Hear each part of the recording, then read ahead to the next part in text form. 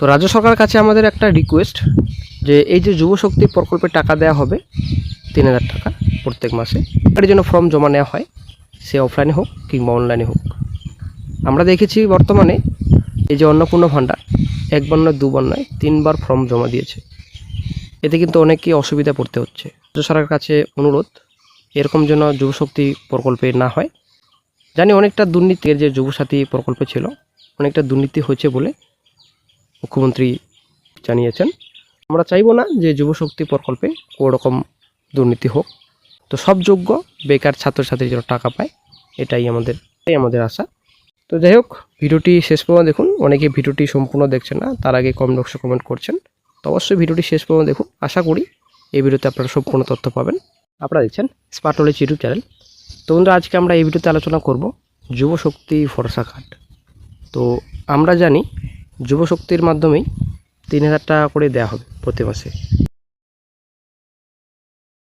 বেকার ছেলে মেয়েদের। এখন বেকার ছেলেদের দেওয়া হবে নাকি মেয়েদেরও দেওয়া হবে, এটাই হচ্ছে ব্যাপার।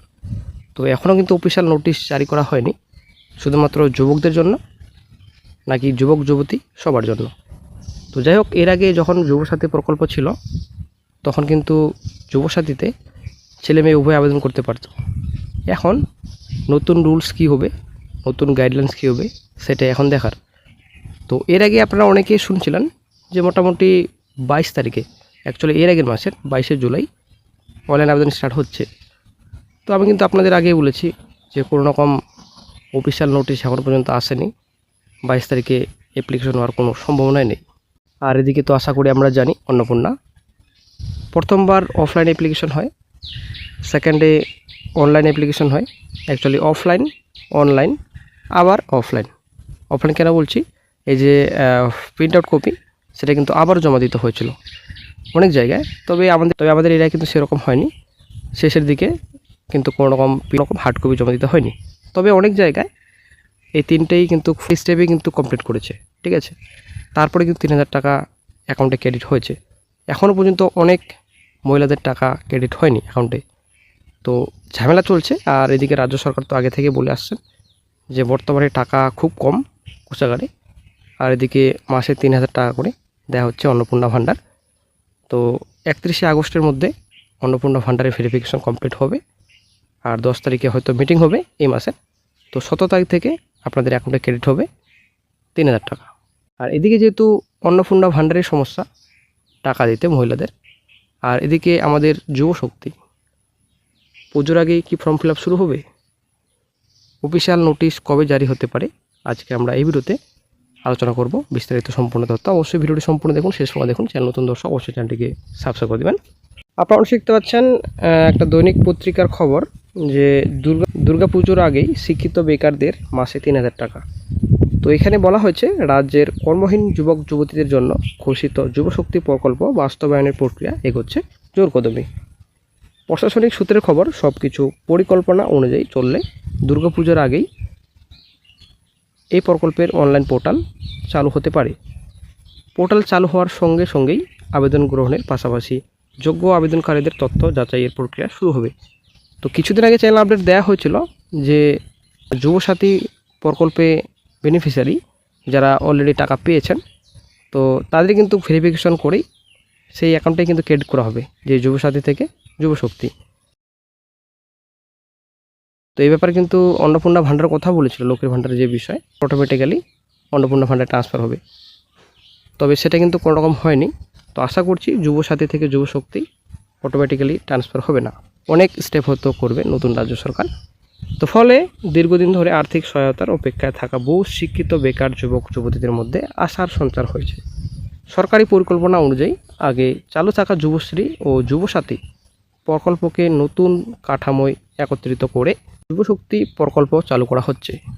এই প্রকল্পে কর্মহীন স্নাতক যুবক যুবতীরা মাসে 3000 টাকা এবং কর্মহীন অথচ স্নাতক নন এমন আবেদনকারীরা মাসে 2000 টাকা করে আর্থিক সহায়তা পাবেন। আগে যুবশ্রী এবং যুবসাথী প্রকল্পে মাসিক 13,000 টাকা করে ভাতা দেওয়া হতো। নতুন প্রকল্পে সেই আর্থিক সহায়তার পরিমাণ দ্বিগুণ করা হয়েছে বলে জানা গিয়েছে।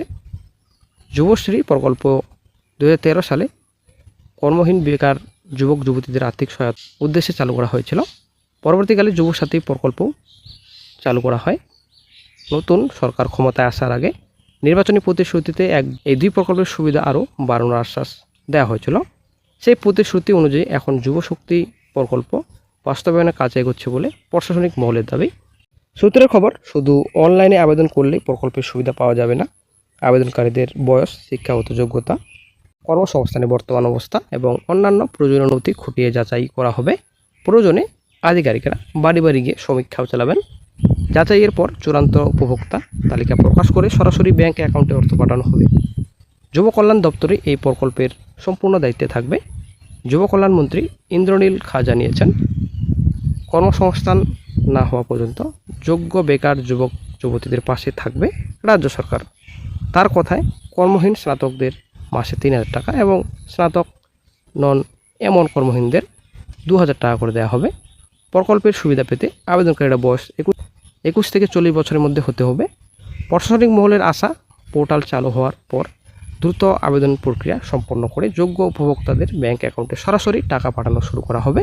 ফলে দুর্গাপুজোর আগেই বহু শিক্ষিত বেকার যুবক যুবতী এই প্রকল্পের সুবিধা পেতে পারেন বলে আলোচনা শুরু হয়েছে। তো বন্ধুরা, আশা করি আপনাদের বোঝাতে পেরেছি। এটা কিন্তু আশা যে দুর্গাপুজোর আগেই হয়তো শিক্ষিত বেকারদের মাসে 3,000 টাকা করে দেওয়া হবে। এই যে একটা কথা, তো এটা কি বাস্তবায়িত হবে আদৌ? প্রশ্নবোধক চিহ্ন। কারণ এই অন্নপূর্ণা ভাণ্ডার নিয়েই কিন্তু নতুন রাজ্য সরকার বর্তমানে ব্যস্ত। এখনও কিন্তু সম্পূর্ণভাবে টাকা ট্রান্সফার করতে পারেনি সবার অ্যাকাউন্টে। তো বর্তমানে অন্নপূর্ণা ভাণ্ডারের টাকা রাজ্য সরকার দিতে হিমশিম খাচ্ছে। এমনিতে কোষাগার ফাঁকা হচ্ছে। তো বেকার যুবক যুবতীদের জন্য এদের যে স্কিম নতুন যুবশক্তি, তো সেই প্রকল্পের মাধ্যমে কি অনলাইন অ্যাপ্লিকেশন স্টার্ট হবে? আসলে কিন্তু প্রশ্নবোধক চিহ্ন। তো এবার কথা হচ্ছে, অন্নপূর্ণা ভাণ্ডার আশা করি আমরা জানি একবার দুবার নয় 3বার কিন্তু ফর্ম জমা দিয়েছে, তবুও কিন্তু এখনও ভেরিফিকেশন কমপ্লিট করতে পারেনি রাজ্য সরকার। তো এই যে যুবশক্তি প্রকল্প, এই প্রকল্পে কতবার ফর্ম জমা দিতে হবে সেটাই হচ্ছে ব্যাপার। এ নিয়ে কিন্তু সবাই চিন্তিত। তো আমরা নতুন রাজ্য সরকারের কাছে আশা করব অনলাইন পোর্টাল দ্রুত ওপেন হোক এবং অনলাইন পোর্টালে যেন একবারই অ্যাপ্লিকেশন করার পর সম্পূর্ণরূপে ভেরিফিকেশন করে দ্রুত অ্যাকাউন্টে যেন ক্রেডিট করে একজন বেকার যুবক যুবতী এই টাকাটা পেলে অনেকটা উপকার হয় আমরা আশা করছি। যেমনটা অন্নপূর্ণা ভাণ্ডারে একজন মহিলা 3,000 টাকা যখন পায় তখন অনেকটা উপকার হয়, তেমনই কিন্তু একজন বেকার ছাত্রছাত্রী যদি এই টাকাটা পায় তো আশা করি অনেকটা উপকার হবে।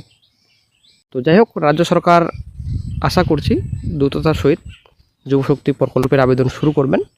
দুর্গাপুজোর আগেই আশা করা যায় কিছু না কিছু একটা আপডেট পাওয়া যাবে। 31/8-এর মধ্যে তো অন্নপূর্ণা ভাণ্ডারের ভেরিফিকেশন কমপ্লিট হচ্ছে। তো আশা করছি মোটামুটি পুজোর আগেই একটা ভালো আপডেট পাওয়া যাবে। তো যখনই নতুন আপডেট পাওয়া যাবে সঙ্গে সঙ্গে আপডেট দিয়ে দেওয়া হবে। অফিসিয়াল নোটিশ কিন্তু এখনও জারি করা হয়নি। তো আশা করব দ্রুত যেন অফিসিয়াল নোটিশ জারি করে রাজ্য সরকার এ বিষয়ে